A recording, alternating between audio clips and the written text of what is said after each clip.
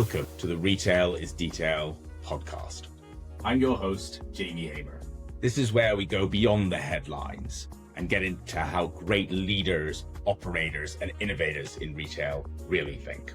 From building teams, scaling businesses, to loyalty and data. Every week I talk to the people building and running and reinventing retail. Unpacking what's working, what's changing, and what's next. If you care about the detail of retail, you're in the right place. My guest today has spent his whole career arguing that businesses fell in love with logic, with spreadsheets, efficiency, optimization, and quietly forgot that humans are gloriously, uselessly irrational. He is the vice chairman of Ogilvy, the founder of its behavioral science practice. He's the mind behind the book Alchemy, and he's performed 3 TED Talks watched by millions, as well as founding Nudgeshock, the builders, the world's largest festival for behavioral science. With over 3 decades at Ogilvy, he's worked with brands such as American Express, Dove, Royal Mail, Microsoft in its earliest days, and along the way became convinced that the biggest wins don't come from making things better, but making them feel better. As he puts it, value can be created in the mind every bit as much as it can be created in the factory. This show rests on the idea that retail is detail, and that the small, almost invisible things decide everything about a purchase. If that's true, my guest might be the world's leading authority on which details matter and why. Rory Sutherland, welcome to Retail is Detail. Thank you very much. You couldn't have come up with a better podcast title to lure me on, because the importance of butterfly effects, by the way, in behavior, small contextual cues or indeed occasionally small reframings or repositionings, or even pieces of phraseology, which completely change behavior to a remarkable extent. The one caveat I'm going to make is I'm probably the world's expert, if in anything, in telling you what small things to test. I wish I could say with absolute certainty that I could tell you what small things to do. However, I've been mugged by reality often enough in the past to know that what works in theory doesn't necessarily work in practice. But one of the things I would absolutely advocate, which is test small things. The downside risk is generally trivial. The upside opportunity is surprisingly high. And you can actually exploit that asymmetry. Even if you fail 3 times out of 4, you still end up quids in. And they multiply. That's the other thing. Those small nudges can actually multiply. I'll tell you one lovely thing, which I will tell to everybody. And I met Seb James recently for lunch, who is the, of course, CEO of Boots. Mm-hmm. And one of the things I kept ranting about, which I've been ranting about for ages, is if you're a retailer, particularly if you're Boots, but any retailer, don't just put the baskets at the entrance to the store. Have a few of them in the middle. Trolleys, I take the fact that they're quite space consuming. Okay. Yeah. But a lot of people, particularly blokes, go into Boots intending to buy one thing, shaving foam, right? And they wander around and they think, well, now I'm here, or I never thought of this, but maybe I'll buy it. They end up buying far more things. Now, having gone in through the entrance and not picked up a basket, they're now limited in terms of what they can buy by what they can carry. And you actually see this. There's absolute evidence of this, of people going around cradling their purchases like a child in their arms. And I kept saying, have some means, even if it's those funny little net baskets, have some means of people to go, well, I was only intending to buy one thing, but now there's a basket available. No one's going to go back to the entrance to the store, okay, and pick up a basket. Not very often. And it was very funny because I said this to Seb, and he said, I spent years trying to promulgate exactly the same behavior. And, there are fascinating, I would argue, for example, both the shopping trolley and the Japanese shopping trolley, by which I mean the shallow shopping trolley, are both, there's a wonderful book by a colleague of mine called A History of Retail in, I think, 100 Objects. And he's a man who's the marketing director of B&Q. And he's called David Roth. He's a brilliant man. And I think the Japanese shopping trolley, why is that so important? Because previously you went into a shop and you had a choice, basket and massive sodding trolley, with the storage capacity of a Mack truck, okay? And you look at the huge trolley and you go, well, this is ridiculous. I'm not shopping for a family of 8, I'll pick up a basket. Now, there's a wonderful thing in behavioral science called the Goldilocks effect, which is, this bed is too hard, this bed is too soft, this one is just right. The porridge, okay? If we're faced with three choices, we tend to default to the one in the middle. And what the Japanese shopping trolley did was it made a trolley the default choice, basket, small trolley, big trolley, rather than the basket. And the value of that, just as, for example, the value of something like on-screen ordering, if you're a quick service restaurant, those things are complete game changers. They're not incremental improvement. They're like moonshots. They're 10x. And so one of the problems we have is that the tragic shadows in things like procurement and compliance and, and finance are trying to impose thin-tailed maths on the organization because it makes things predictable and manageable and happily incremental. But the real world, including marketing and human behavior, are fat-tailed. A small number of things basically make 90% of the difference. And so fundamentally, my argument is that marketers have been abused, along with people in R&D and innovation, by the way, have been unfairly treated by the finance function because a bunch of Excel jockeys don't have the software or the time frame to optimize for the kind of things that really matter in fat-tailed probabilistic environments, which probably explains, by the way, why PLCs, family-owned businesses, are a bit of an outlier, a bit of an exception, because they have their own timescales, multiple timescales, and their freedom, the freedom to be a bit, counter-trend, if you like, or perverse or differentiated. They don't have to dance to the same tune as everybody else, the tune having been written by a bunch of analysts for the purposes of easy comparison. So family-owned and founder-led businesses are a bit of an exception. Waitrose might be a bit of an exception for those same reasons. But broadly speaking, large organizations are losing the ability to market and they're losing the ability to innovate, because both of those things require a mathematical approach which is fundamentally different to the mathematical approach which is imposed on those people by the tragic nerds in finance, and then indirectly effectively by the people in the investor community. And they're creating a disaster, which is businesses that more and more closely resemble each other. Sometimes it's a good idea to be wrong if it makes you different, right? Yeah. Quite literally, okay? Sometimes the best strategy is you're better off being differently wrong than being conventionally right. That's just a game theoretic thing. In other words, if you're competing with a superior force, do not compete on their own terms because you will lose. Okay, you've got to adopt who was it, Campbell? Just trying to think which Campbell it was. Battle of Crecy. You're vastly outnumbered. There are lots and lots of knights in heavy armor. You make it about archery. You dig loads of trenches, you put in a load of stakes, and you basically make it an archery game, and then you win. Yeah, so we talked a little bit before about how marketing run organizations like Procter & Gamble, where I used to work, can drive a little bit more innovation because there's creativity at the top. How important is that, and why doesn't it happen elsewhere? Well, Procter & Gamble has a very unusual approach, which is that the brand manager is a CEO of their own brand. So they have P&L responsibility for their own brand. Everybody admires them. Everybody poaches from them. However, nobody tries to copy the thing that in part makes them successful. I mean, you would think, wouldn't you, that someone would have said, this seems to be working rather well over a period of 130 years. Maybe there's something we can learn from it. But the general probable business school idea of structure around specialisms probably prevails. And structuring yourself around specialisms is actually a kind of race to the bottom, to be absolutely honest, structuring yourself around capability. Now, here's an interesting bit of maths which fascinates the hell out of me, right? It comes from a conversation that Richard Thaler, who went on to win the Nobel Prize for Economics afterwards, he had a conversation with the board of a large American multinational. We don't know who, it might have been GE.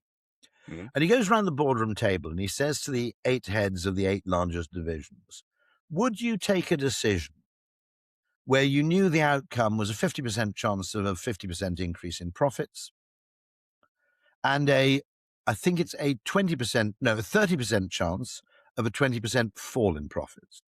6 out of the 8 people said no. And Thaler goes to them and says, well, either you're not gambling men, but you're presumably good enough in maths, given your position, to know that these are very favorable odds. How come 6 out of the 8 of you said no? And they said, because 30% of the time I'd lose my job. And if I make those decisions 3 or 4 times in a row, right, I'm almost certain to lose my job. Because the consequences of downside failure on the individual are much more consequential than the rewards for upside success. Mm-hmm. Now, this is where it gets really interesting. At this point, the CEO of this large corporation, who's sitting at the end of the table, says, hold on, but I want all of you to take those odds. Because net in aggregate, 4 of you are going to be 50% more profitable. 1 or perhaps 2 of you are going to be, at 20% less profitable. Net, we're almost bound to end up on the game. Mm. So the aggregate view of risk, okay, is actually much less risk averse than what happens when you break it down into individual components. Now, you've got to imagine that from CEO down to the 8 largest division heads, down to the 8 people who report to those people. Okay, every single silo layer you go down, you're creating an amplifying risk aversion, or to be more accurate, I'd argue, it's uncertainty aversion. It's, in other words, you're creating a culture where you'd rather have a definite 6.5% increase than a 70% chance of a 30% increase and a 10% chance of a 10% decrease. Yeah. Now, when you aggregate all that up, what it means is that the risk-reward calibration for the organization as a whole is completely misaligned with that of the chief executive. So it strikes me that Procter & Gamble has 2 properties, one in which it has the brand manager is the chief executive of their own brand, okay? So you're actually not pushing this risk aversion down and down and down and amplifying it with every stage. And secondly, P&G has a healthy acceptance of failure. Yeah. It also seems to have people who work for it for a very long time, which suggests that your employment there is relational rather than transactional. In other words, once you've been there 10 years, you've accumulated enough social capital to be allowed the odd failure. And I had a friend who launched Hugo Boss fragrances for P&G. And he adopted what was a highly eccentric approach, which ultimately succeeded. But they were happy to go along with it because, again, their calibration of and this is why they're very good at marketing and they're very good at innovation. Because effectively they've got the calibration right. The explore-exploit balance is probably healthier.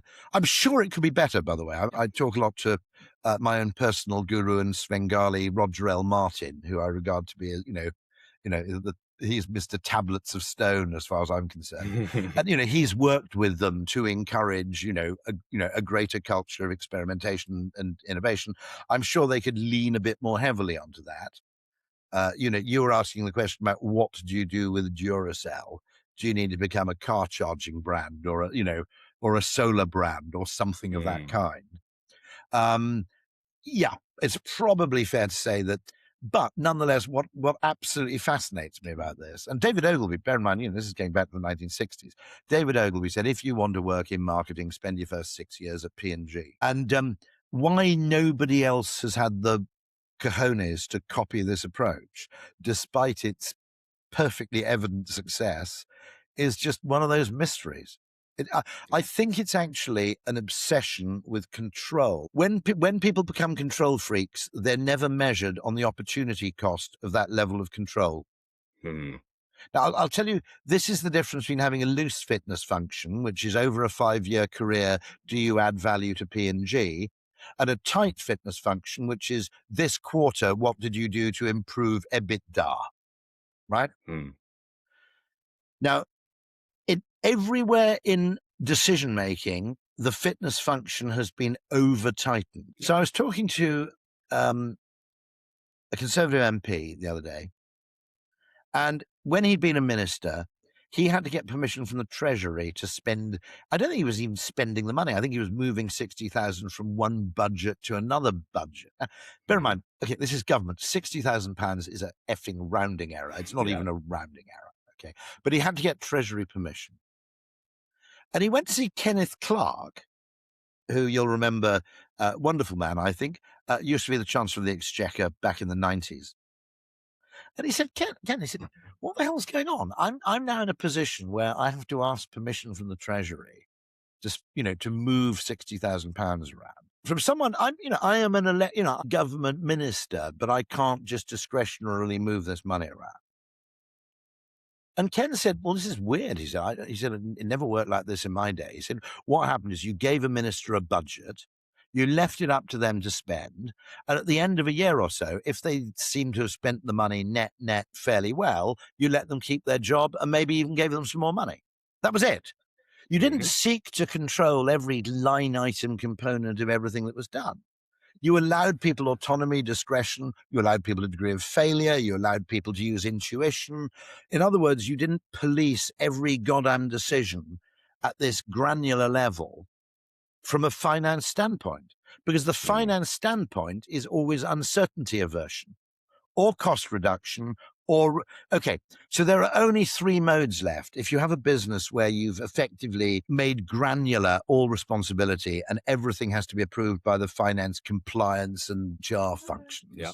Okay. What you've created there is something actually fairly dystopian, because what you've actually got is only three things that will automatically get approved. Okay. Or no, three motivating forces for any activity. Yeah. Cost reduction, not investment, but cost reduction. Number two, regulatory paranoia, don't get sued. And three, reputational paranoia, don't create a scandal. Yep.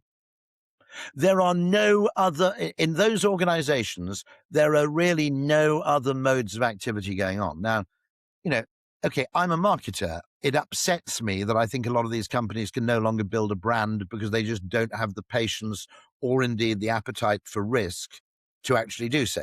Brand, advertising marketing, it's a casino. It's a casino with really good odds, but it's still a casino, right? It's, it's an unusual casino in that most people come out of it richer than they were when they went in, but you can't predict to the penny in advance what the outcome's going to be, nor should you attempt to in many ways. Okay, so literally you can't market. Now that's a bummer to me because I work in marketing and it's a bummer for the creation of psychological value. But you also can't innovate. Right? Now, that's really, really, from an economic standpoint, that's even worse. Yep. I mean, unless you take my own philosophical point of view, which is that marketing and innovation are fundamentally the same thing. Let me explain that, okay? Yep. There are two ways you can create value in the world. You can either find out what people want and work out a clever way to make it, or you can find out what you can make and work out a clever way to make people want it. And the value you create economically is exactly the same either way, regardless of the direction of travel. So the Austrian school of economics would argue that marketing is as much a form of value creation as manufacturing, because the only form of value they recognized was effectively subjective and behavioral. Yeah. So you talked about how the government is constrained, compliant, unable to innovate. But you're also arguing the majority of UK business, the private entrepreneurs, like I love to rage against government for being unable to innovate, but that's also true of the majority of UK business. Yes, so the exceptions are, maybe we ought to give P&G a bit of credit. I'd probably actually give, Diageo and Unilever and Nestle, because they're still marketing-led to a sufficient extent. And by the way, those are the companies that survived longest on the FTSE and on the Fortune 500. If you look at the companies that have been on those indices for 100 years or more, they're all consumer packaged goods industries in some shape or form. Why? Because marketing forces them to stay rooted in the real world. Okay. And it forces them to change when consumer tastes or behaviors change. And it forces them to continually respond to competitive pressures, trends, and everything else. And those are the businesses. If you want to make your grandchildren wealthy, I put the money in Nestle or P&G instead of instead of Google every moment of the day. Right? Now, the interesting thing there, but those are the exceptions. The real exceptions are family-owned businesses or founder-led businesses. Octopus Energy, I work with Octopus Energy and AO, and the change in the climate, when I work with them, I chat to them. I don't want to, lay claim to any particular part of their success, but the change in the weather when you go into organizations like that is absolutely immediately detectable. I mean, Greg at Octopus Energy actually says sometimes the only way I learn that we've launched a new tariff is when I read about it in the papers. So it's a very, very distributed organization in terms of decision making. Actually, I've got a vague idea he worked for P&G, which would probably explain quite a lot of it. And so what are the characteristics of those people who lead the organizations that are more innovation-led and still able to avoid that conformity?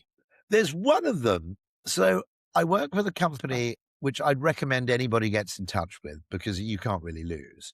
It's called Gaping Void in the US. They did a lot of work with the US Air Force. They did a lot of work with Lockheed Martin, but they've also done work with, Italian cosmetics companies and so on. And they're around the field of cultural design.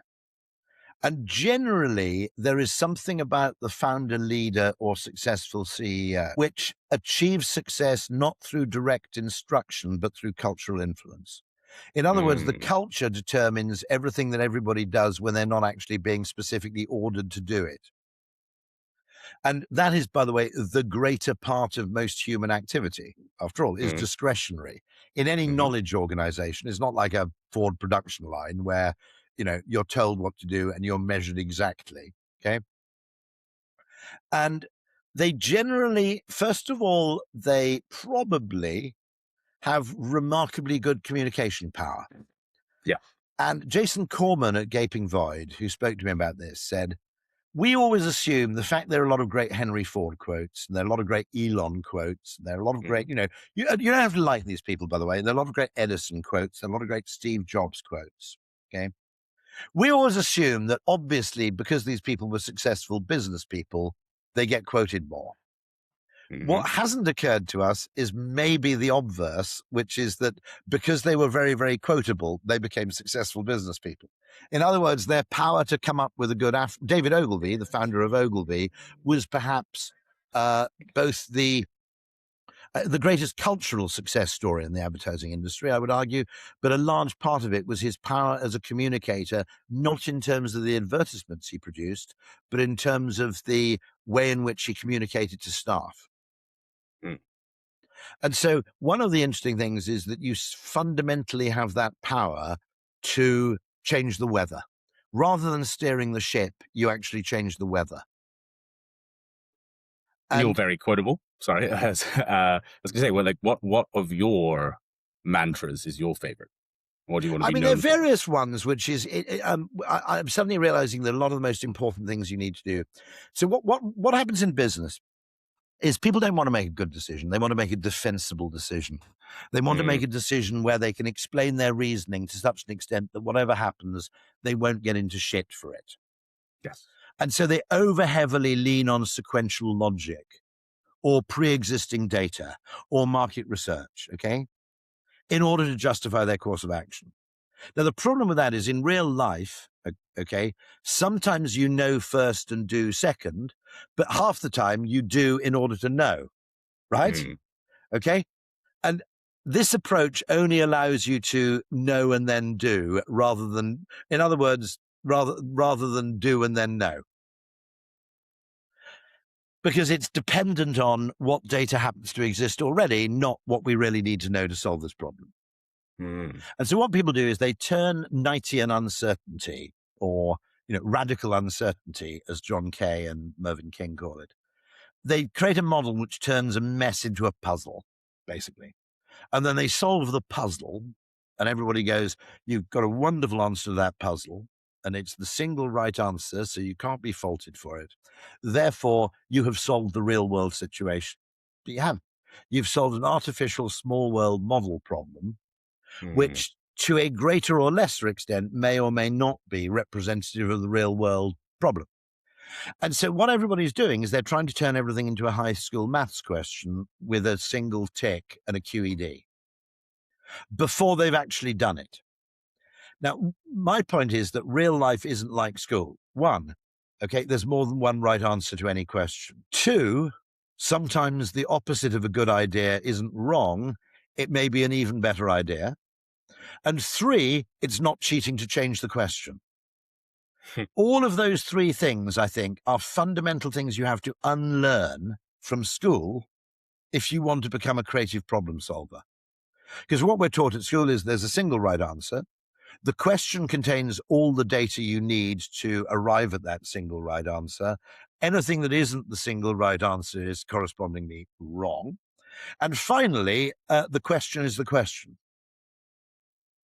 Now, my argument is mainly problems in real life are often logic proof, by which I mean, okay, I have a joke example of dishwasher Darwinism, which is if you want everything in your home to be dishwasher proof, you treat it as if it's dishwasher proof, and sooner or later, everything that survives is by definition dishwasher proof. A lot of persistent problems in life, I think, persist because they're logic proof. In other words, if there were a logical answer to the problem, we would have already found it. And so if you have a persistent, enduring problem, it's time to try something else because patently logic hasn't worked. So we need not induction or deduction. We need some sort of conjecture, or we need some sort of hypothesis, or we need some sort of abductive logic, or we need intuition, or we need instinct, or we need actually randomness, or wait for it, luck. Right? Okay, seriously. Okay, maybe the solution is just we wait till we get lucky. We don't know how to solve. Do you know, by the way, the biggest thing that ever happened in home insurance as a category in the UK to make it much more lucrative? Okay, you'll be thinking actuarial tables, this or that, the other. Requirements to have them. Smoke detectors, you might think. No, the oven chip.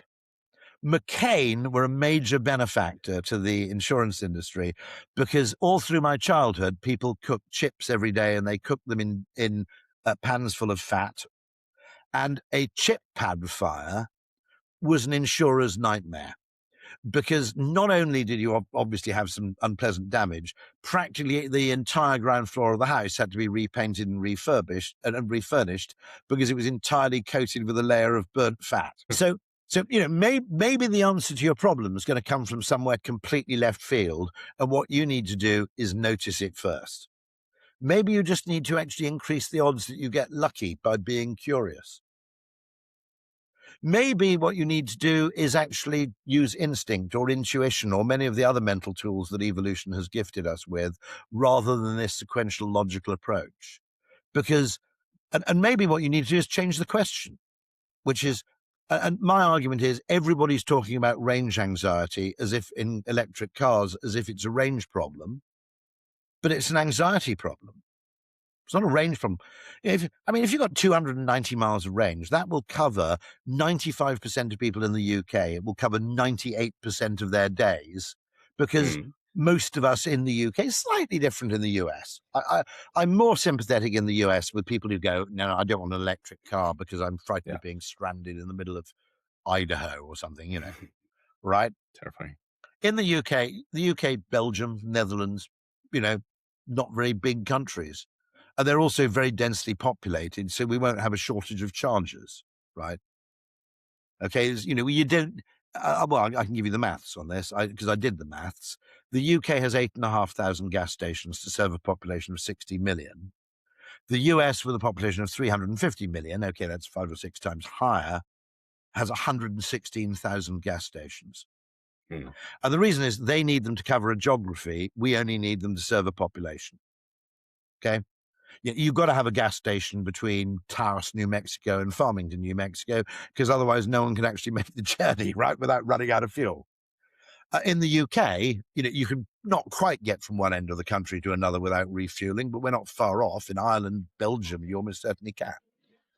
And so consequently, providing charging infrastructure for the UK is not a problem in the way that it is in the US. And then you come to the point, which is, I know that range anxiety is irrational because I experience it myself. And this is a wonderful little thing that happened to me the other day. I've got a Lotus Electre, which has range of about 300 and something miles in, clement conditions. And I'd driven to Wales and back, and I don't think I recharged at all, if I'm right. Maybe I recharged just a little bit once. But anyway, I was down to 16%.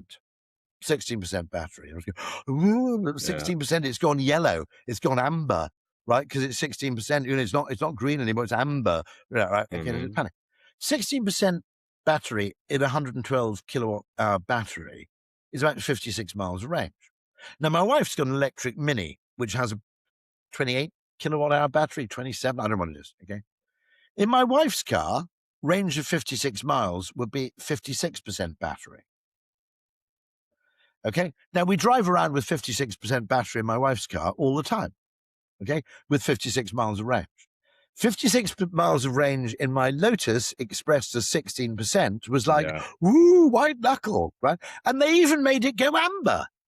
Now, actually, you don't really need to go amber until you're down to about 35 miles, I would have said. I mean, maybe it's a good idea to give you a little bing to remind you to charge, but you don't have to frighten me. And my argument is, why are we spending all the money increasing range when we could be reducing anxiety?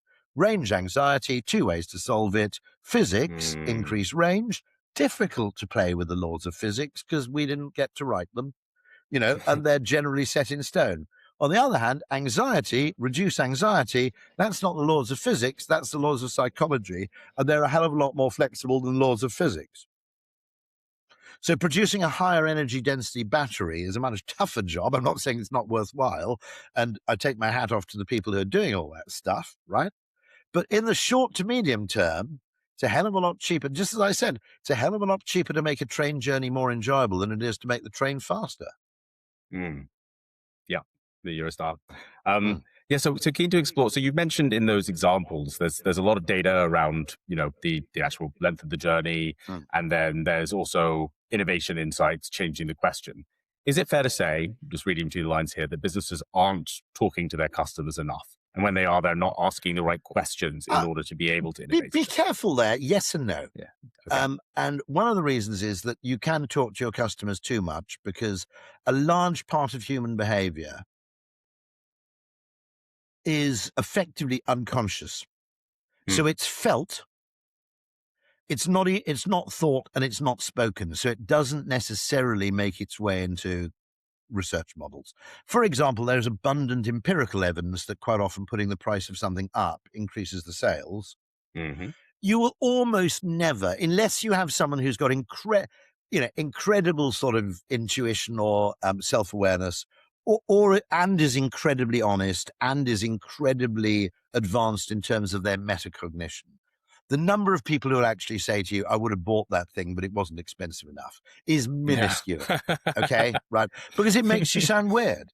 Whereas the number of people who'll go, oh God, I need a reason for not buying this thing. What have I got on the shelf? Oh, I know it's too expensive. Okay, that's a really easy answer to give. Whereas the other one will, particularly if you're in a research group, will have everybody else in the research group thinking you're mad as a box of frogs. It's still true, by the way. Do you want a good one, by the way? Bit of retail tip. Okay. 50% extra free, let's say on a bottle of shampoo, okay, has a much higher perceived value by the consumer than 33% off the price, even though in economic terms they're more or less equivalent.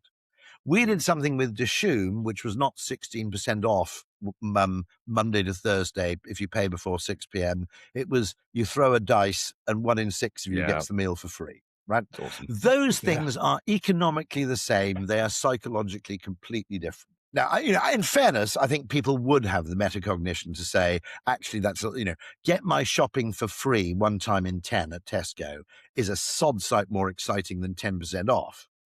Right?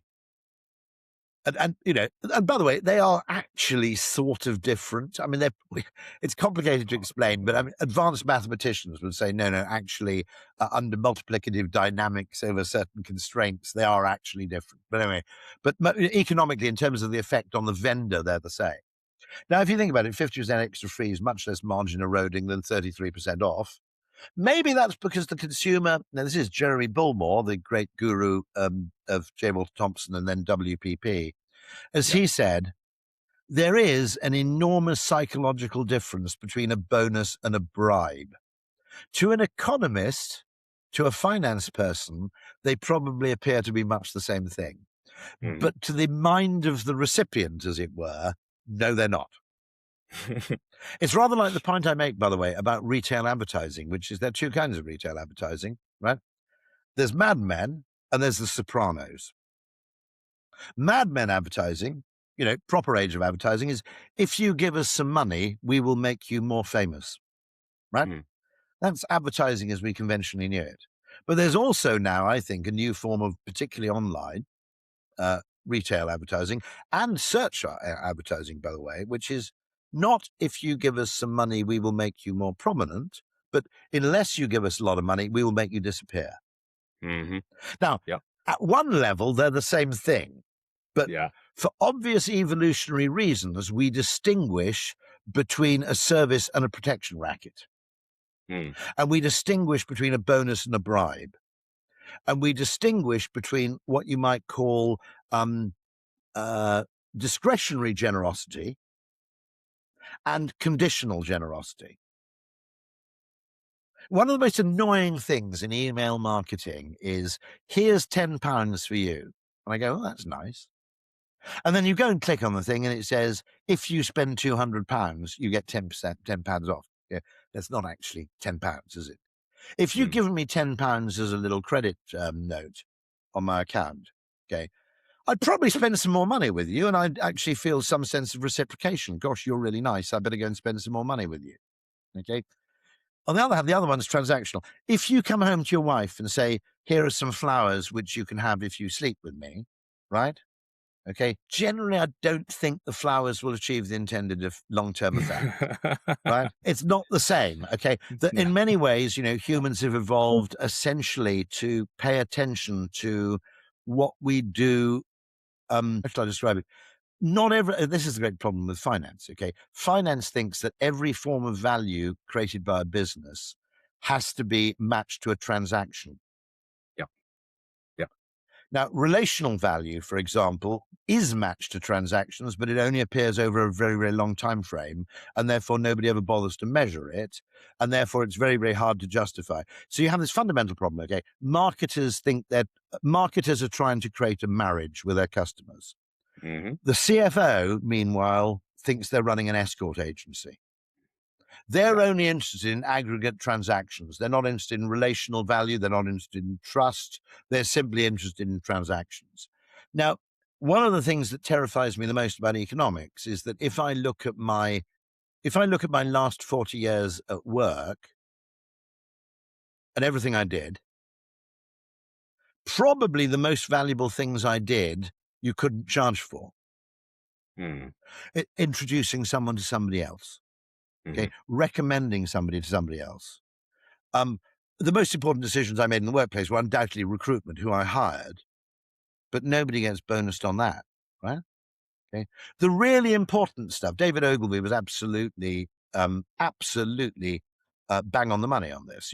He thought that the people you hired, hire people bigger than you, and you will become a company of giants. Hire people smaller than you, and we will become he actually said a company of dwarves. You probably have to reframe that somehow nowadays, but you get the point. And a lot of the things that are really, really important and valuable do not generate an immediate data point. And so I think the extent to which it used to be the fact that business people ran businesses and finance people kept score, and they recognized it was an imperfect measure, but they basically, were used as a long-term guide as to whether the company was doing the right thing or whether it was doing the wrong thing. What's happened is that's now been reversed, and the scorekeepers are writing the rules of the game to suit their own convenience and to suit their own theories, and probably to suit their own self-aggrandizement and self-importance and power as well. The Treasury should not be engaged in a £60,000 decision. Ogilvy New York Finance Department should not be required to give the permission for someone in Ogilvy London to hire somebody. Okay? This is just bullshit. Okay? It's absolute bullshit. It's fundamentally, okay, this is when we get mathematical. Okay? I met Stephen Wolfram, and he said something, he's probably one of the sort of 20 best mathematicians in complexity theory, possibly the best, I don't know, okay, right? And he said something really weird. He said, the reason evolution works is because it's got quite a loose fitness function. Now, let me explain the difference between a loose fitness function and a tight fitness function. An average speed camera is a loose fitness function, okay? Provided you haven't averaged over 78 miles an hour between junction 4 and junction 5 of the M25, you are free to use discretionary judgment about what speed you go at any one moment according to the prevailing traffic. A fixed speed camera is a tight fitness function. It is when you pass this particular point on the M25, if you are going more than 77 miles an hour, you will be fined. It leaves no room for discretionary judgment. People actually game the system. It also leads to totally stupid behavior because everybody wellies along at 80 and then suddenly they all brake at the same time and it creates total disaster, right? Yeah.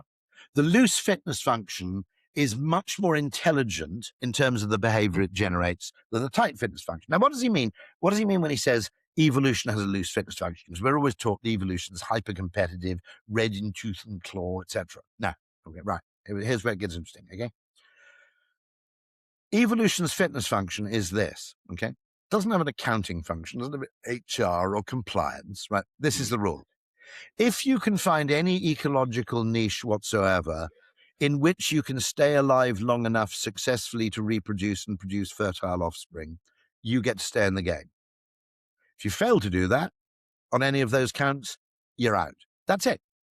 Okay? You can be a patch of moss, you can be a bee, or rather a hive, because they're social. Okay, you can be a bonobo, you can be a shark, you can be a tree, you can be a bacterium. If you match those conditions, you're still in the game. There isn't some stupid bunch of analysts determining how efficiently you translate energy into whatever it is they're trying to optimize, right? It's loose. And so as a consequence, we have extraordinary biodiversity on the face of the earth. What happens if you impose tight fitness functions like EBITDA or quarterly reporting is you end up with the opposite of biodiversity. You end up with corporate isomorphism. All the companies just resemble each other more and more and end up competing for the same people in the same space all the time. And this is one thing that marketers are right about. Actually, it's better to be different than it is to be right, fundamentally. And so that importance of the loose fitness function. Now, by allowing finance to police all this bullshit at this granular microscopic level, we're basically killing capitalism.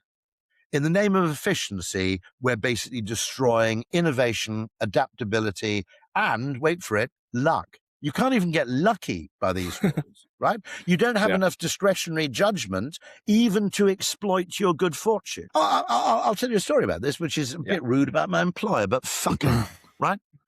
By accident, totally accident. I didn't intend this, okay? I didn't even post this stuff to social media. But by sort of weird random concatenation of stuff and a bit of sort of talent, I guess, okay, I became the most famous advertising person in the world. And I kind of go to Ogilvy and go, look, this is actually, no one planned this, okay, but this is presumably a bit of a kind of opportunity.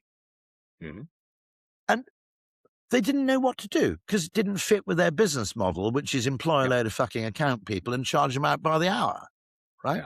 It's basically, I mean, they all go on about how difficult this is. Basically, the advertising industry is very simple, okay? You pay people for 35 hours a week, okay? You bill them for 45 hours a week, and you work them for 55 hours a week. Why you need serried ranks of finance people to cope with that, I don't quite know. It looks pretty straightforward to me, but there you go.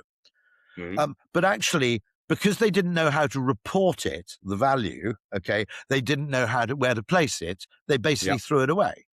So I now work for them 2 days a week because I said, look, this is stupid, right? You've had this, weird thing.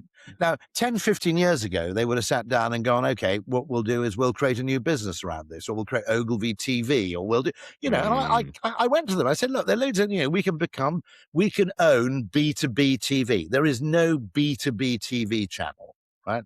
Why don't we try doing that? Oh, I don't know, it might actually require us to spend some money in advance with an uncertain outcome. And we're finance people and we've got absolutely no fucking balls. It's pathetic. I mean, it's just literally, it's just like this cowardly thing, which is cost cutting, reputational paranoia, regulatory paranoia. That's why the HR department's grown. Okay.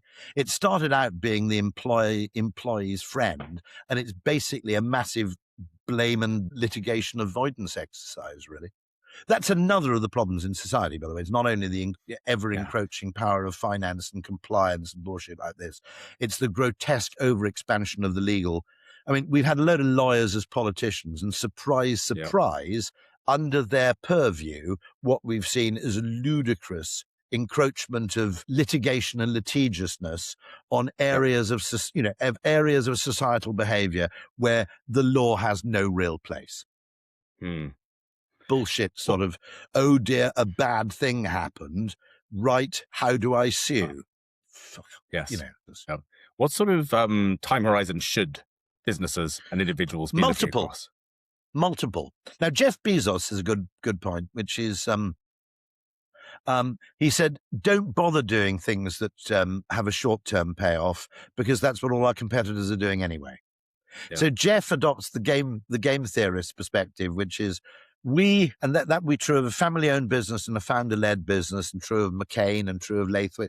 Did you know that 4 out of the 5 Gold Award winners for advertising effectiveness 2024 awarded by the Institute of Practitioners in Advertising? There's a paper on this by Lawrence Green, the IPA's head of effectiveness. 4 out of 5 of the gold winners were family-owned businesses: Lathwaite's, Yorkshire Tea, Specsavers, and McCain. 5th one was Guinness, which is Diageo, but fair's fair to Diageo. They're not so naive that they believe you can launch an international drinks brand in 6 weeks, right? They know it's a long game. Yeah. And their strategy for Guinness has been an admirable long game, by the way. Really, really amazing. And anyway, so one of the things is that you might take the Jeff Bezos position, which is actually everybody else is doing this short-term optimization. Therefore, our competitive advantage lies in our ability to do the opposite. By the way, what do you think is the ballsiest bloody decision? I think the ballsiest bloody decision anybody's taken in the last 6 months in a large business, which is Apple's decision to sit out the AI party and rent the stuff from Google. Now, if you think about that, you think about the pressure that everybody has to claim to have a world-leading AI thing. And Apple are just going, we don't even know if there's any money to be made in this. We certainly don't know for sure it's going to turn out to be a winner-takes-all market like search or social or something like that. We don't even know if it's economical in the first place, to be honest. We're going to sit out this party. Now, imagine the actual kind of cojones you need to make that kind of decision. It's pretty amazing, isn't it, when you think about it? You don't hear about those decisions going right is the problem, right? The non-action decisions. So what are you taking into account when you're deciding whether to act? I mean, one great advantage of family-owned businesses is they can have medium, short, and long-range activities. The other thing you can do, by the way, as a family-owned business is you can drive your conventional competitors mad. So I was talking to a friend who worked for Mars for many years, which, as you know, is family-owned. And they said the great thing is with Mars is that nobody really knew what they were going to do. So they hated competing with Mars because, for example, Caesar, that premium dog food, they continued to invest in that for 10 years when it was going nowhere. And then eventually, a whole cultural and, small dog and everything else stuff, happened so that it became unbelievably valuable. Now, if you've been competing against a PLC, you could have confidently predicted that they were going to exit the market in the next 18 months. You could confidently predict what they were going to do. But my hunch is that, is it Forest Mars is one of the kind of, the whole thing's family run. You don't know what he's going to do. Right? Because this is the Donald Trump strategy, actually. There is a certain value in basically being a bit irrational because it stops you being predictable. So, occasionally, and I'm not endorsing a lot of what he does, but there is some value, as any military person will tell you, which is if you are completely rational in terms of your approach to military warfare, you lose because you become fundamentally predictable, right? That is why the entire D-Day landings took place in Normandy, because everybody expected them to take place in Calais. And so an efficiency-led approach, the channel crossing is considerably shorter between Dover and Calais. An efficiency-led approach in in a competitive environment is actually, in some cases, catastrophically stupid, okay? Because everybody else knows what you're going to do. And so, I mean, one of the brilliant things, given your call retail is detail, is the fact that I would argue British grocery retail is probably better than anywhere else in the world. And I'd argue, certainly for consumers, in terms of the choice. I've never been to another country. HEB in Texas, maybe? Yeah, okay, yeah, I quite like a good, okay. But basically, British grocery retail is great because it's so well differentiated. And actually, American grocery retail is all about price, and British, as someone said, British grocery retail is a lot about brand. Very interesting thing. Would the entire history of American grocery retail be completely different if they took their shopping home in branded containers, not brown paper bags? By the way, do you know, until I went to the US first, I assumed when I saw on American TV people coming home from the shops with all their shopping in brown paper bags, I assumed this was a TV convention because they couldn't show a brand on TV. Like they couldn't show Walmart or they couldn't show, Food Lion or whatever, right? Yeah. And I assumed it was just a TV convention like all phone numbers beginning 555. Area code 555 doesn't exist, but it's always displayed on films and things to stop people. It stopped you using someone else's number inadvertently and then them getting 500 nuisance calls. Okay. There's a song, isn't there? There was a pop song in the 60s about a phone number, and the poor old restaurant which had that phone number was driven totally insane. Yeah. So you have this convention of the hell is it? It's a Motown song, I think. Anyway, but the Brentwood. It's Brentwood 5705 or something. Anyway, you can Google it on Spotify or look at Spotify. And I assumed these brown paper bags were conventional. I went to the US and I discovered I was actually carrying stuff in a brown paper bag. What the hell's all this about? But as a result, your neighbors don't know where you shop. So you lose the ability to create social shame by being a stinge bag, don't you? And German grocery retail is a bit depressing because it's a bit too heavily price focused. Yep. Isn't it? Yeah, I do find shopping in Germany, it's a bit utilitarian, isn't it? You know what I mean? Don't get me wrong. I'll go to a deep discounter from time to time, but I wouldn't want my entire contents of my cupboard to be defined by this.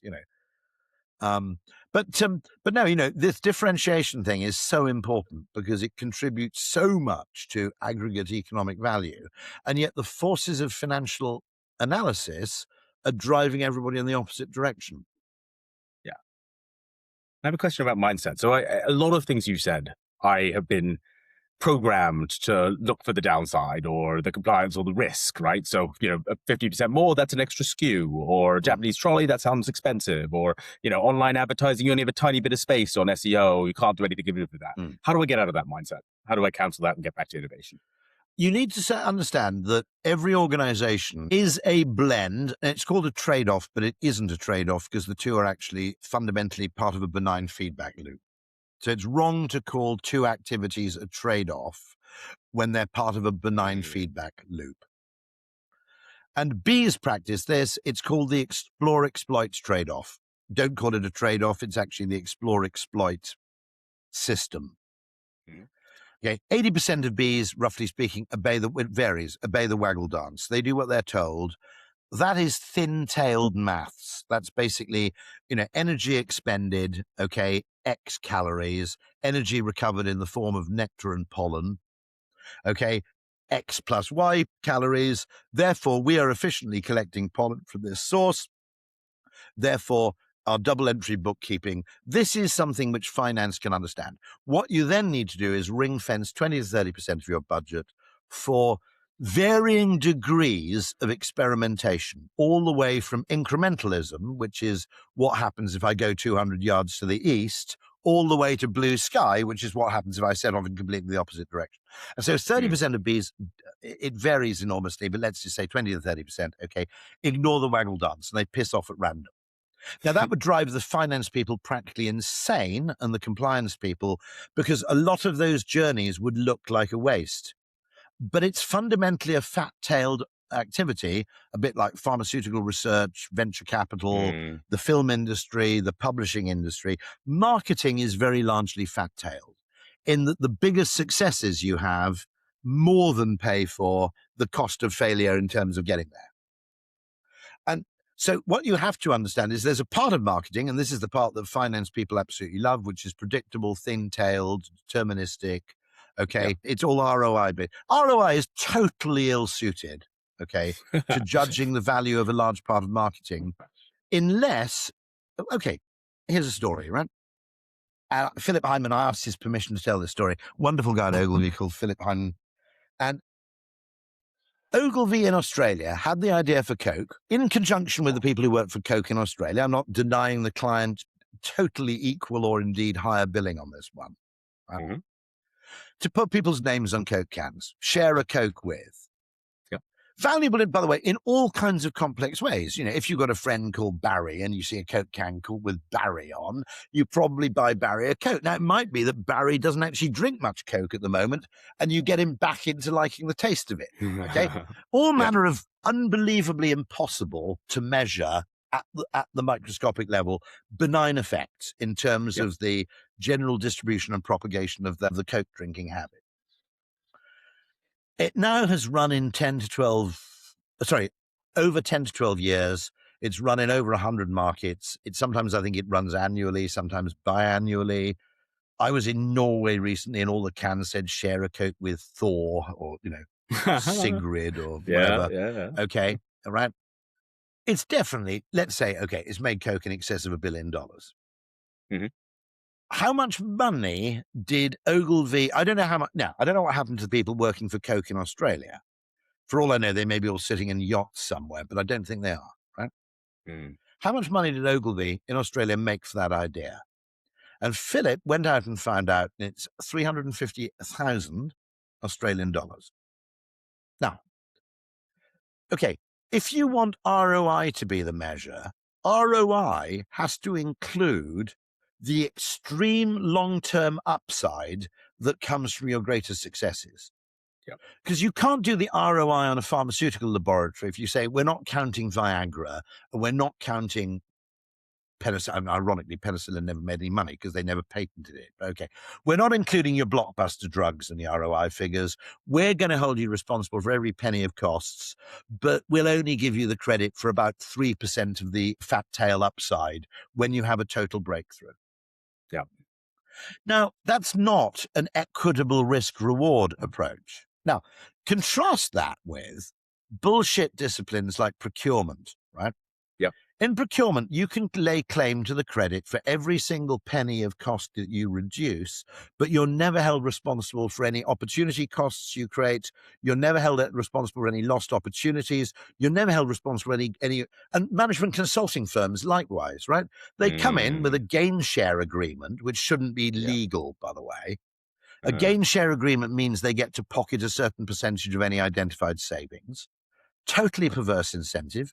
These people should be in prison, okay? And they come in with a gain share agreement, and then they claim the credit for any reduction in costs, but they're never held responsible for any problems that they create, any opportunities they miss, any destruction of, for example, relational value with suppliers. None of that stuff is accounted for. So they can claim all the credit for stuff they like, and they get about 10% of the blame for the negative externalities they create. Marketing is completely the opposite. You're held responsible for every penny of cost you incur. But when you have, I worked on American Express, client idea, I'm not claiming the credit for this. Client basically had the insight. This is the late 80s, guy called Paul. I'm trying to remember his surname because I feel really guilty that I can't give him the credit.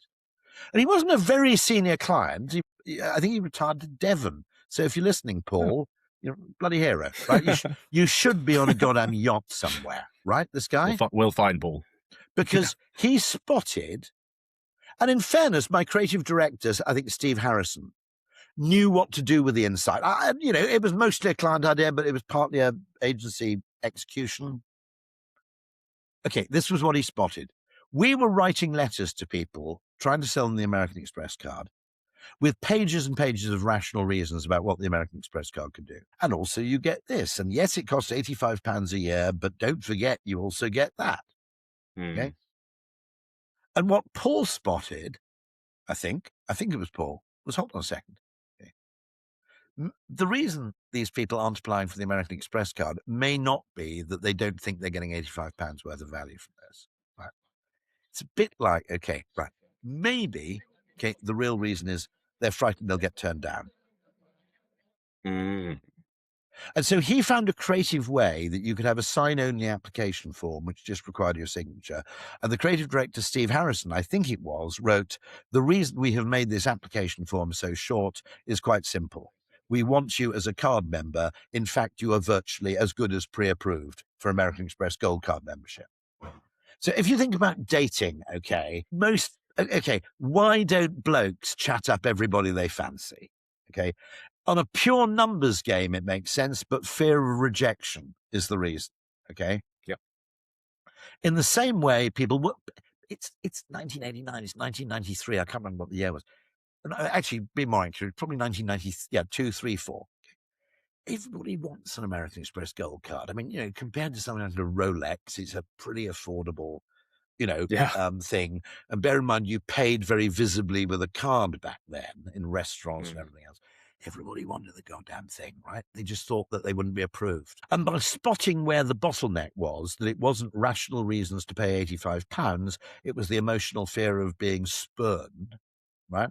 By spotting that, this guy, I think, along with the guy who put member since on the American Express card, those people have made hundreds of, okay, Greg Jackson, we mentioned Octopus Energy. Every time I meet Greg, I tease him about this because it was a completely arbitrary and random decision to call it Octopus Energy and then to give them the logo of a pink octopus. Right?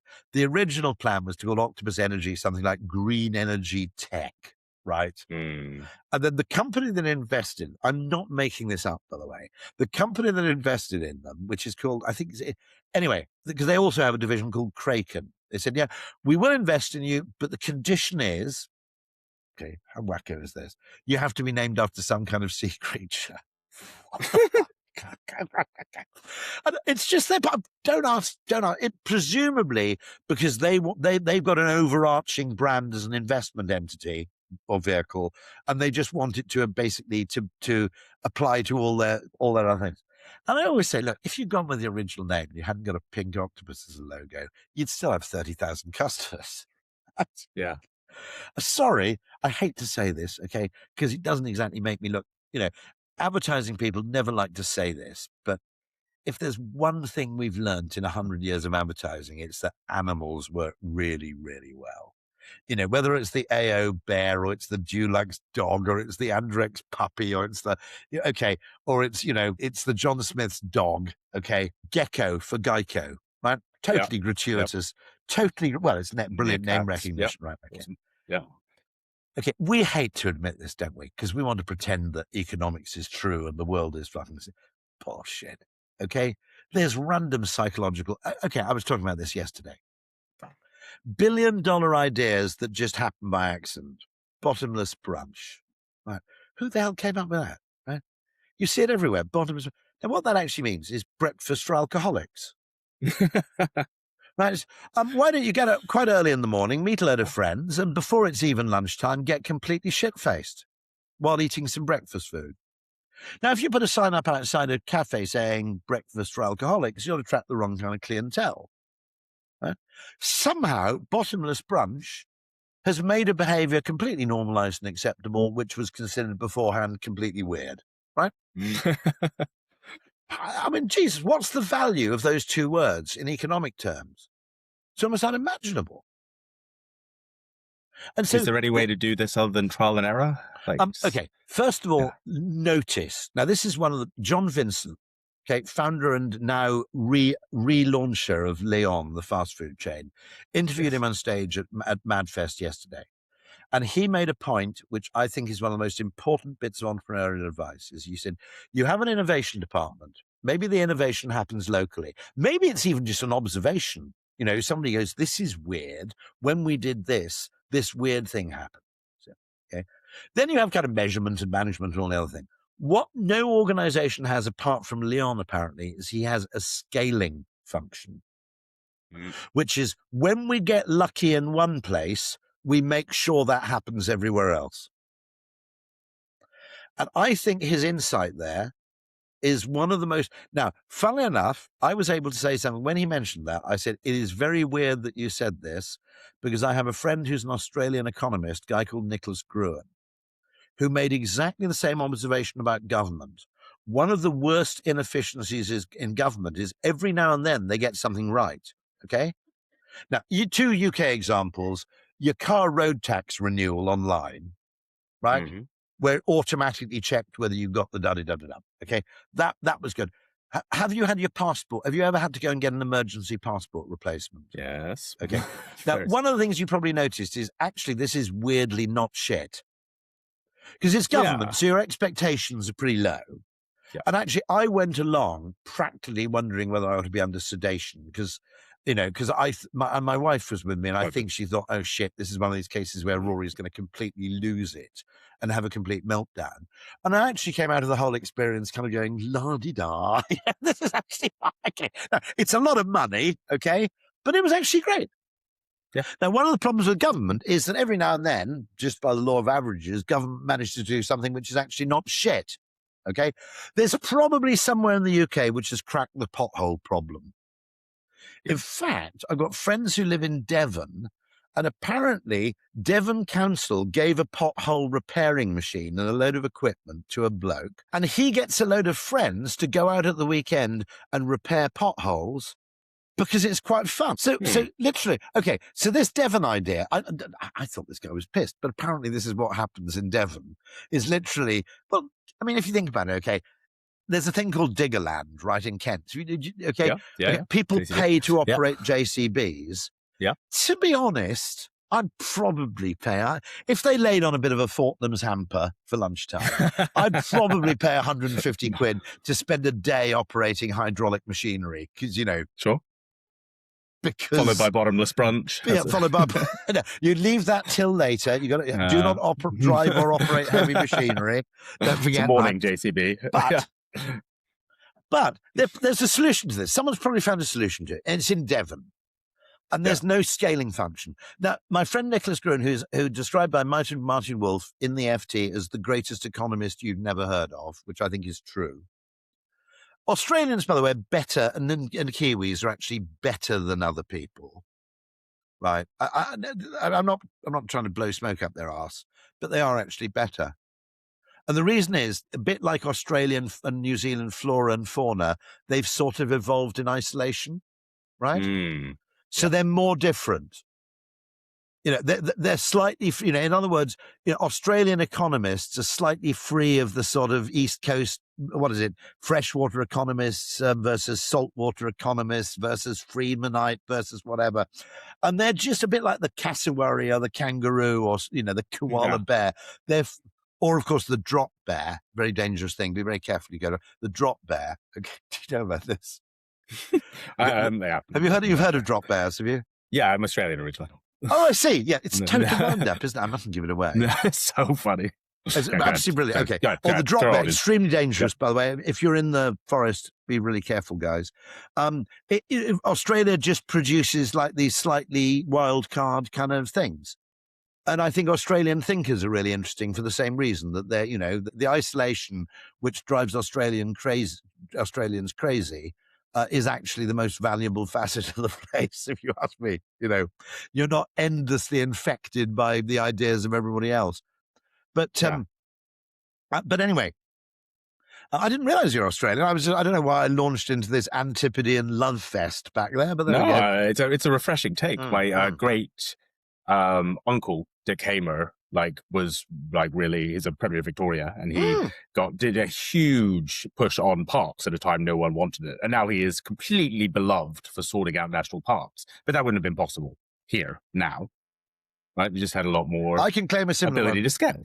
My third cousin twice removed, I think, was Woodrow Wilson, who created the national parks, I think, in the US. So we've got good shared park heritage. Yeah, nice. But you're absolutely right. Actually, sometimes actually you can create a huge amount of value just by not doing what everybody else does, even if it's apparently stupid.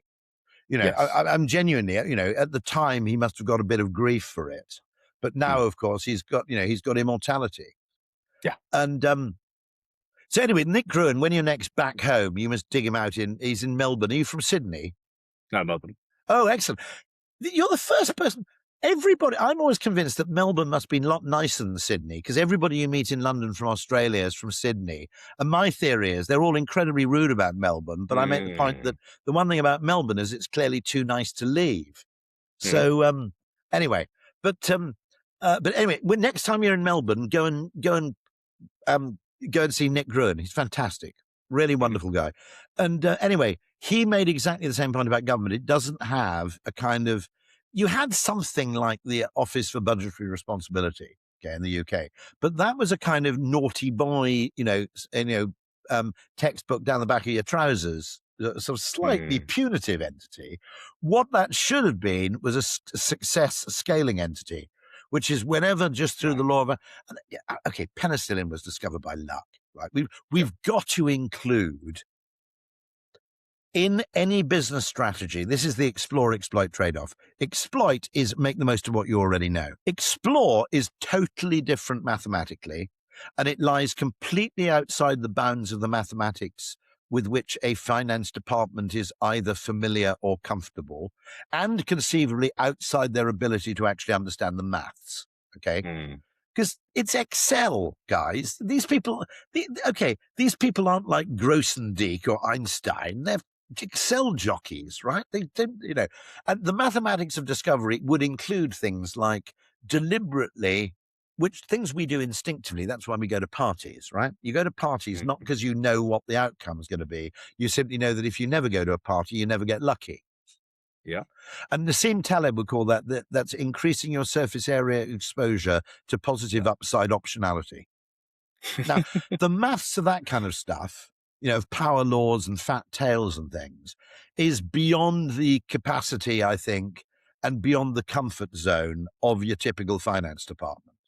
And consequently, the finance department should be confined to barracks and left to do the exploit bit, but they shouldn't be allowed to have right of veto over anything they don't understand.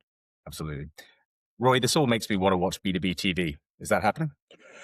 Well, I mean, Jesus, as I said, I didn't intend this particularly. Sometimes it's a bit of a pain in the arse being famous, right? But it happened, right? Okay. My argument is, Martin Sorrell was very good on this front. He always said, we never let our strategy interfere with our tactics. Okay. And actually, he's right. Okay.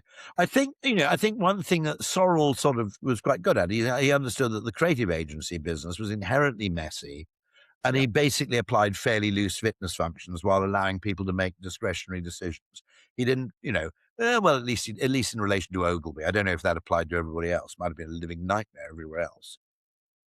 But this question of the idea that the way to improve the whole is to continually optimize the individual component parts, okay, without reference to the whole, is accurate in a thin-tailed exploit world, but it's exactly like the fact that, in certain domains, okay, the very good mathematicians say, very, very important point this, okay, what makes you a good mathematician isn't necessarily at the top level, isn't being good at maths. It's knowing what kind of maths to use. And a classic example of this, if you want to take this out of the domain of business altogether, okay, is the Lucy Letby trial, where never mind the fact that they did not have adequate medical evidence, in my opinion. They did not have expert medical opinion of a diverse enough kind. They seemed to have one person who seemed to do 90% of the lifting there, who was already convinced of one particular explanation. Not necessarily wrong, by the way. I'm not saying she's innocent. I am saying it's completely unsafe conviction. But the fact that nobody with decent statistical chops was involved in that trial. Now, I've talked to every single high-level lawyer I've talked to is uncomfortable with the verdict. Okay, every single decent mathematician I've spoken to is somewhere between ambiguous and convinced that there is no evidence whatsoever. Okay?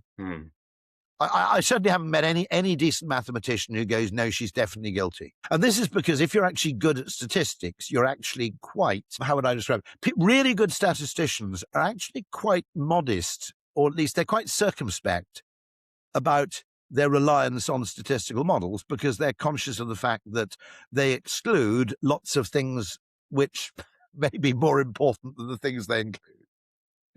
In other words, they were suspicious deaths where Lucy Letby was not present, but they were not deemed to be suspicious because Lucy Letby was not present, etc., etc. I would argue that knowing what kind of maths to use.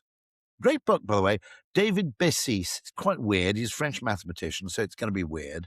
Okay, but there's a book called Mathematica by David Bessis about how very good mathematicians think, and it's not logical. They say the reason we use logic is not to arrive at our answers, it's to correct our dreaming when it goes wrong. And mathematicians are completely alert to the fact that these things start with conjectures, instinctive mental processes, intuition, etc. They don't actually start logical. The logic is what does the stress testing further down the line. And that's exactly the thing. That's what finance should be doing. Finance should be stress testing people's intuition. Shouldn't be determining what they think about. Well, you've covered a lot of ground. We always end on this question, and you've already told a smorgasbord of stories. But what is your craziest or most surprising, or even just favorite story from retail? Oh, blimey. Well, actually, I'll tell you a lovely story from specifically retail. Well, one of them, by the way, which is a perfect way in which to end, because I started off by talking about butterfly effects. Go and Google a thing called the $200 million button. There's a famous blog post about it. And the point was that this was a case where previously you got to the checkout page, okay, and it demanded you register. Most people think it was Amazon. It wasn't. Okay, just to be clear, it's never made clear who the brand was. A lot of people actually, it definitely wasn't Amazon. It might have been Best Buy. And they made you register before you bought the item, okay? And they added a button which was check out as guest. Don't worry, you'll have the opportunity to register later.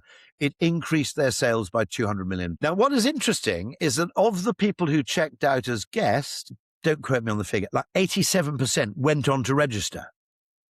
Yeah. So there was this enormous psychological difference between, obviously, you're ordering something, right? You're going to have to put your name and address in anyway, so they know where to send it.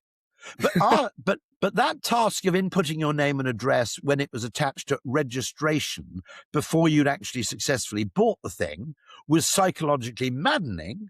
Whereas you've now given us your address and email address. Would you like to register as a customer by adding a password? Was whoop-de-doop. Why wouldn't I? So exactly the same behavior in a different context was monumentally different. I'm going to end with one more story from direct marketing, which I only heard a week ago, which I love too much not to tell you, which is a similar butterfly effect with someone working for a dog charity in the UK. And the single biggest thing they did in 5 years of working there, I've got a second retail story. Someone from Diageo who said that in 5 years working there, they did one thing that was fat-tailed brilliant, which was they took Gordon's Sloe gin, they put it in the same bottle as ordinary Gordon's gin, and they put it next to Gordon's ordinary gin on the shelf. Because previously, Sloe gin had been in the weirdo drink section of the supermarket. Okay, the triple sec and the all that weird shit. The Fernet Branca and all the stuff where we don't know what to do with it, right?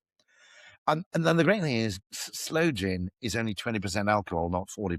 But you can charge the same price for it as the ordinary gin if you put them side by side, because it's purple and cool. But because there's a lot less tax, okay, you actually make quite a lot of money, okay? And this business of putting in the same bottle, you can have for the same price of $16.99 or whatever it was, you can have the white gin or you can have the purple one. Oops, it's only 20%. But by the way, great drink, Sloe gin. I'm not saying people were shortchanged. In the summer, actually, it's the better alternative. If you want an outdoor drink in the summer, you don't want to fall asleep in the afternoon. 20% is bang on the money. Okay. Anyway, that was the story, which is they said that made more difference than everything else I did. It was a context reframing, just change the context. And the third one is the dog charity where people adopted dogs. and they'd adopted a dog, and the dog would write to them and say, "Thank you very much for adopting me. I'm having a nice time with my new owner, and I'm gambling around in the garden." And they wrote thousands of these letters, and sometimes these people would adopt a second dog, right? And they get completely different letters from the second dog, but wait for it, it was in the same handwriting. And there was no way they were having this. The single best thing this person did for the charity was create lots of different fonts so that if you adopted 2, 3, 4, or 5 dogs, they all wrote to you with different handwriting. Now, are you noticing what's slightly weird here? These people were completely happy to go along with the totally implausible idea that a dog would write you a letter. Now, I'm more of a cat person, but I'm familiar enough with dogs to know that generally their writing skills aren't all that great. Okay. And these people were totally happy with the idea that a dog was sending them a letter. But when they adopted 2 dogs, and although the 2 dogs were doing different things, they had the same handwriting, these people were saying, no, okay, this is just too far. I can't cope with this at all. There you go. If you don't believe it's psychology, that story is pretty much your refutation right there. Amazing. And Rory, it's comprehensive proof that retail is in the detail. Retail is in the detail. Absolutely right. Thank you so much for your time. It's been a joy. Anytime you want to meet up, I'm totally happy. It's a category, along with QSR and things, absolutely fascinates me because it's the Galapagos Islands for understanding human behavior. Yes. That's the way to look at retail. Yeah. Darwin, bright guy. I'm not dissing the guy, right? But he did have a bit of luck in that he got a free trip to the world's weirdest ecosystems. Same with Alfred Russel Wallace, who was born in Llanbaddock, the same tiny Welsh village where I was born, by the way. And same with him. He got to look at weird ecosystems, right? And retail's brilliant because all the weirdness is there as a test bed, as a place for you to actually devise insights. Bang on the money. Next time we meet, I'll tell you an even more mischievous... Go on, should I tell it now? Go ahead. Okay, please. Okay, right. I always wanted to do an experiment, which was to put, and I can't say whether it was dishwasher tablets or washing tablets or shampoo or chocolate or whatever. Okay, I'm not going to tell you what it is. But I always wanted to do a test, which is completely illegal, which is to put 50% extra free on the packaging, make it bigger, but put the price up by 50%. Right? Why did I want to do the test? I wanted to do the test because I wanted to know what part of the sales uplift of a discount is driven by actual economic considerations. Like, wow, look, normally for that much dishwasher tablet, I'd pay £5.50, but actually now I'm getting 50% more for £5.50, right? That's a really good deal. Okay, that's what you might call the economic calculus behind a deal. The other one is just, oh, look, there's a deal, right?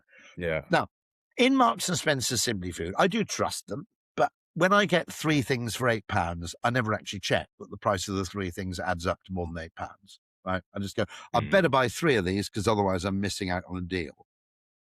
That's how I think. And so I wanted to do this experiment because my suspicion was that deals work not for economic reasons, but for reasons of partly salience, partly choice architecture. Well, if there are 5 of these available and one of them is on deal, right? Finished dishwasher tablets. Well, okay, if I buy 48, it's normal price, but if I buy 96, it's, 50% extra free. There's a deal, right? So I buy the one where the deal is. Okay, it's not really economics in that sense. It's loss aversion. Okay. Anyway, so I always wanted to do this experiment. I realized you couldn't do it because it was completely illegal. And I was talking to someone, long-term FMCG marketer, who for obvious reasons I won't name, and he said, I know the answer to that question. I said, go on. I said, how on earth do you know that? He said, because we're an enormous multinational company and a few times a year we do it by mistake. I went, please let me have your data. And he said, for obvious reasons, I'm not going to let you have the data. Okay. What it is, someone forgets to rekey some shit. Volume goes up 50%. Oops, I should hold the price at the old level. Oh dear, I forgot to rekey. It is accidental. They're enormous enough that this makes perfect sense. Okay, I'm not suggesting some skullduggery or anything like that. I said, can you give me the data? No. Okay. What can you tell me? He said, let me put it like this. you wouldn't believe how much money we make. So I will leave you all there. Never forget this, retail people, okay? To economists, price is a number. To consumers, price is a feeling, okay? If that single fact carries with you, it's not whether something costs a lot of money, it's whether it feels expensive. Simple as. Thank you, Rory Sutherland. Been amazing. Total pleasure. Just. And that's it for today's episode of the Retail is Detail podcast. This episode was brought to you by Loxa, the Klarna for insurance, helping protect every retail customer everywhere. We help retailers offer product protection seamlessly on all major platforms, online and in store, across all insurable categories. Visit loxacover.com to find out more. You can catch previous episodes on YouTube, Spotify, and Apple Podcasts, or at retailisdetailpodcast.com. You can also follow us on LinkedIn, TikTok, and Instagram to get insights from the podcast every day. I've been your host, Jamie Hamer. Thank you for listening, and see you next week.